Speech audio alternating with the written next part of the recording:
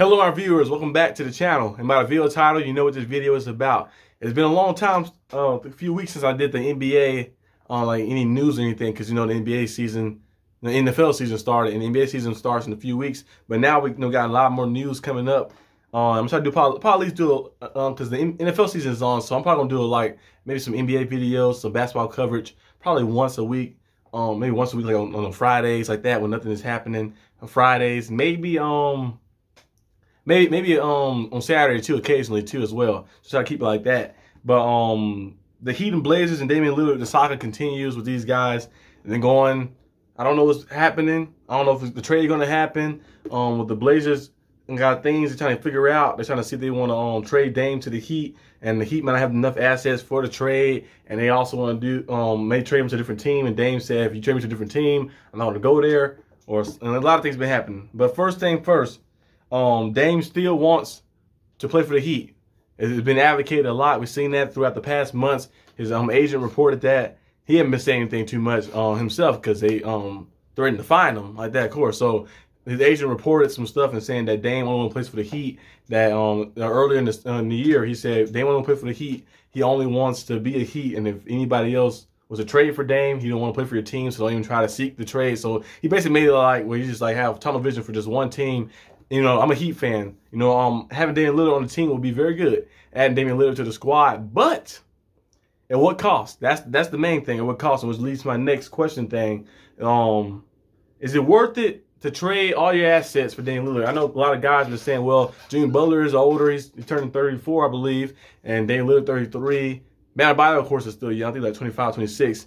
And of course, you got all these other pieces on the team as well. But you want to trade your whole core. Of course, when you build a team, of course you're building to win now, but you're also building to win in like a now. But you always try to like plan for the future as well. You know, like you want to play to win now, but you also want to plan for the future. So after the era of you winning, if it happens or it don't happen, you still have something for the future to build on that too as well.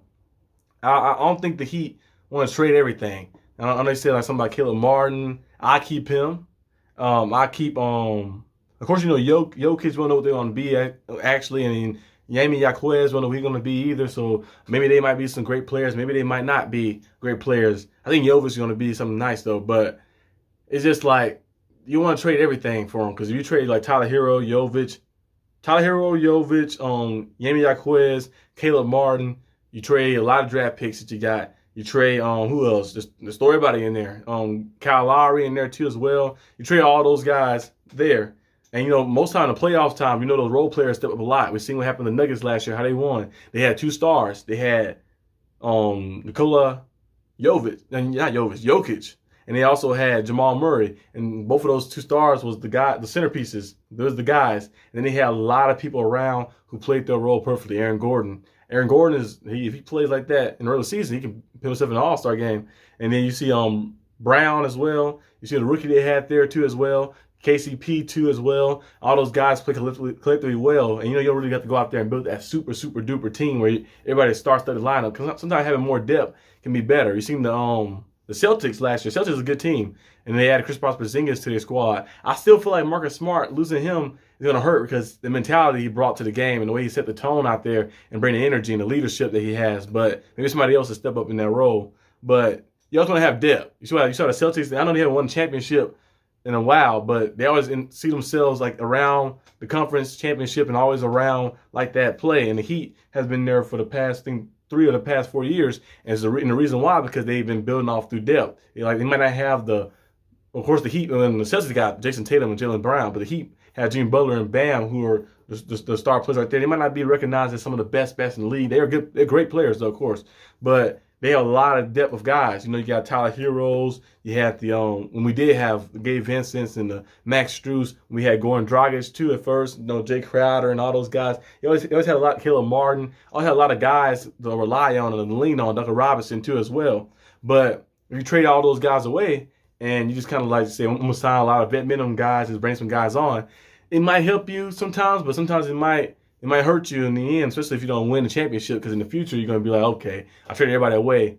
Now I'm just stuck with, I don't know what I'm stuck with. You never know what could happen. But I think the Heat, if they do find something reasonable to be able to trade for Damian Lillard, you know, get them. But if you can't, then don't try to force it. Try to go after some other pieces, because we made the finals 2 times in the past, 4 years without Damian Lillard. So if you did it without him, and you just got to add some pieces, really you just add some size to your team, you probably could have had opportunity to win the championship. Especially one in the bubble against the Lakers, could have won that championship title because you had some size. So we got outmatched on the glass. And Bam and Gordon Dragic went down with an injury, but some of those games we still could have had chances to win even without those guys. And we just had more rebounding.